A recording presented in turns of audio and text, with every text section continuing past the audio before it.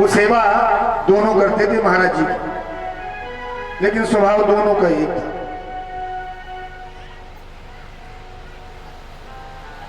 एक बार जाए तो जाकर के कल्लू का है महाराज जी। महाराज जी बोले क्या है? अरे वो मल्लू जो है बिल्ली जैसे उसका स्वभाव है। महाराज जी बोले ठीक कोई बात। थोड़ी देर बाद जो है मल्लू पहुंचे। अरे महाराज जी क्या है? अरे बोले वो कल्लू तो कुत्ते जैसे काम करता है। बोले कोई बात नहीं ठीक है। एक दिन हुआ, 2 दिन हुआ, 3 दिन हुआ, फिर पहुंचाए कल्लू। बोले महाराज जी मल्लू जो है बिल्ली जैसे काम करता है तो क्या होगा? महाराज जी हैरान हो गए चेलों से। तो एक दिन महाराज जी ने कहा कि कल्लू तो बाद में जो है बिल्ली बनेगा, पहले तू बिल्ली बनेगा। और कल्लू को कहा कि वो बाद में कुत्ता बनेगा, पहले तो तू कुत्ता बनेगा। इसलिए अन्यस्य दोष गुण चिंतन मासु मुक्त्वा। वो क्या कर रहा है तुमसे कोई मतलब नहीं, तुम तो केवल देख करके चले जाओ।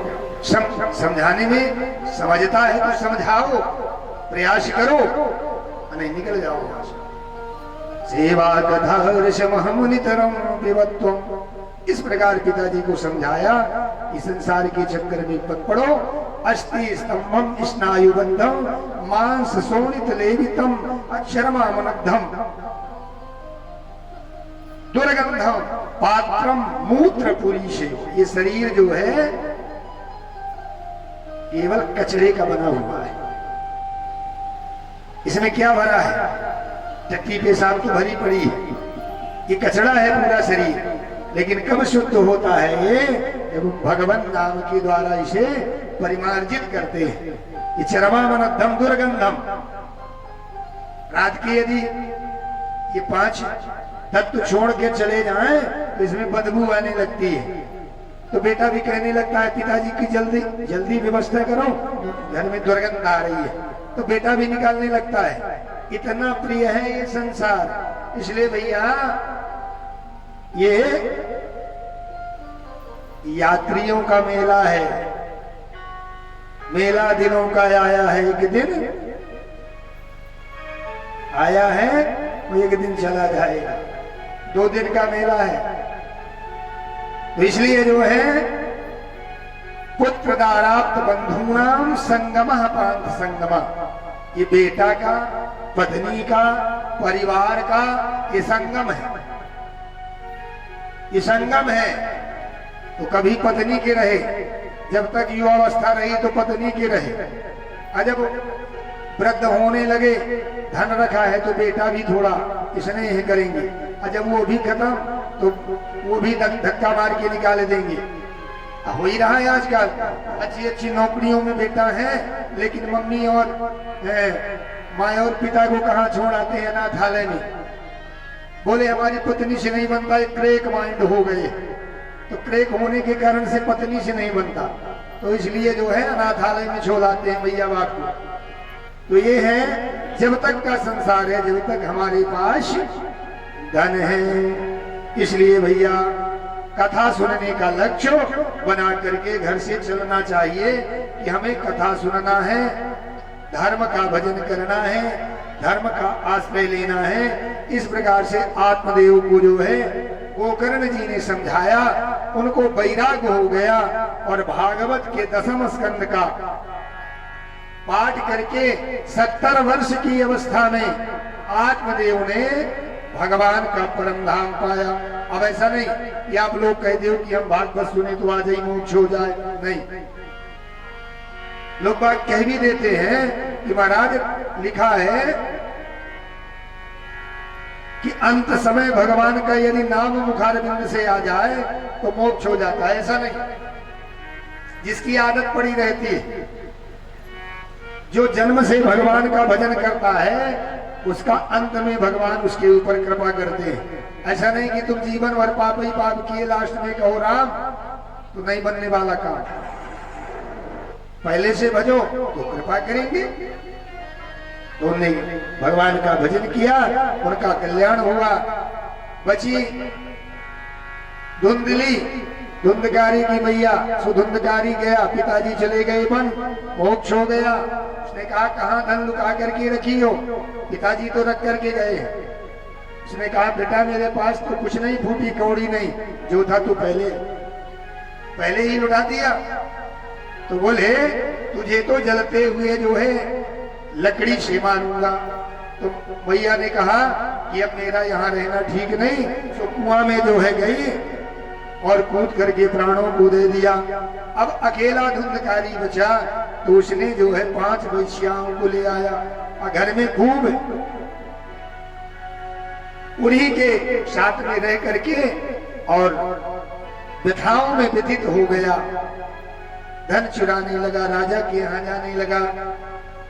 अब वैश्या होती है केवल धन की साथी। उन्होंने सोचा धन बहुत लाता है तो एक दिन पकड़ा जाएगा तो नाम हमारा भी आएगा, तो हम भी जेल खाने में जाएंगे, तो क्यों ना ऐसे गहने को जो है नष्ट कर दिया जाए। सो रात्रि में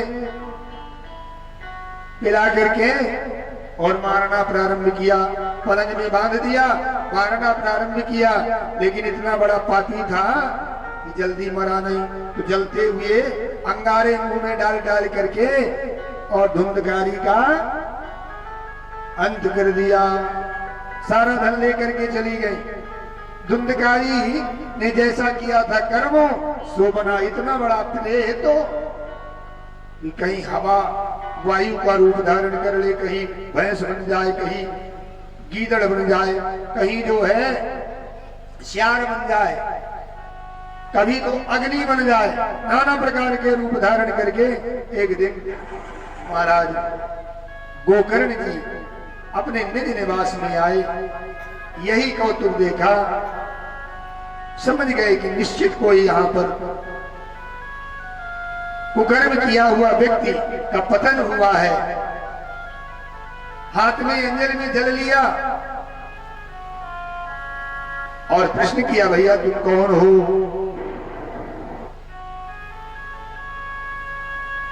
वो नहीं बोल पाया। तब जल का छींटा मारा और फिर पूछा, तो बताया कि हम भ्राता त्वदीयोऽस्मि अधुंधिकारी नामता स्वकीये नैव दोषेण ब्रह्मत्वमनाशितम मया। अरे भैया मैं तुम्हारा भाई हूं और मैं इतना कुकर्मी हूं कि जीवन में मैंने धर्म किया ही नहीं, पाप ही पाप किया। इसके फलस्वरूप मैं प्रेत बन गया हूं, मेरा उद्धार करो। गोकर्ण जी ने कहा भैया मैं तेरे उद्धार के लिए गया में श्राद्ध किया। बोले भैया गया श्राद्ध से मेरी मुक्ति होने वाली नहीं। क्यों? बोले तुम 100 श्राद्ध करो, 100 श्राद्ध भी करो, लेकिन मेरा उद्धार होने वाला नहीं। तो बोले फिर मैं क्या करूं? तो बोले भैया तुम ही जो है इसका उपाय पूछो विद्वानों से। तो सूर्य भगवान से महाराज सूर्य भगवान से पूछा कि जिसने जीवन में केवल पाप किया हो, प्रेत बन गया हो, उसकी मुक्ति कैसे होगी? सूर्य भगवान ने कहा श्रीमद् भागवतम शास्त्रम, केवल श्रीमद् भागवत शास्त्र के द्वारा तुम्हारे भाई की जो है मुक्ति हो सकती है। और उसी में जो है सुंदर आषाढ़ के महीने में महाराज आत्मदेव जी ने, सीताराम गोकर्ण जी ने धुंधकारी के कल्याणार्थ सुंदर श्रीमद् भागवत की कथा प्रारंभ किया। प्रेत कहाँ निवास करे? तो एक बांस पड़ा हुआ था, उस बांस पर डांठ पे अंदर जाकर के वहीं प्रवेश कर गया और बैठ करके वहां निराहार रहकर केवल वायु का भोजन करके प्रथम तिर की कथा सुना। अब प्रथम गांठ जो है फूट गई। प्रथम गांठ हो, द्वितीय गांठ हो, तृतीय गांठ हो, चतुर्थ गांठ हो, पंचम गांठ हो, षष्ठम गांठ हो और सप्तम। 7 प्रकार की गांठ हमारे भी होती है। कौन कौन सी? तुलसी बाबा ने लिखा है सुंदरकांड में, विभीषण जी कहते हैं कि काम क्रोध मद लोभ अनाथ न रखे कर पंथो असब परिहरि रघुबीर भजहु भजही जही संतो। ये अगर गांठें निकल जाए तो हमें भगवत प्राप्ति अवश्य में वो हो जाएगी। एक गांठ काम की निकली, क्रोध की निकली, मद की निकली, लोभ की निकली, ईर्षा की निकली, द्वेष की निकली, पाखंडो, ये सारी गांठें अपने आप फूट गई और धुंधकारी जो है 7 दिन में जो है सुंदर वैष्णव ब्राह्मण मुख्यम प्रकट हो गए कि दिव्य रूपो धरो जाता तुलसी नाम मंडिता अपीत भाषा घन श्याम मृकुली कुंडलान्विता। सुंदर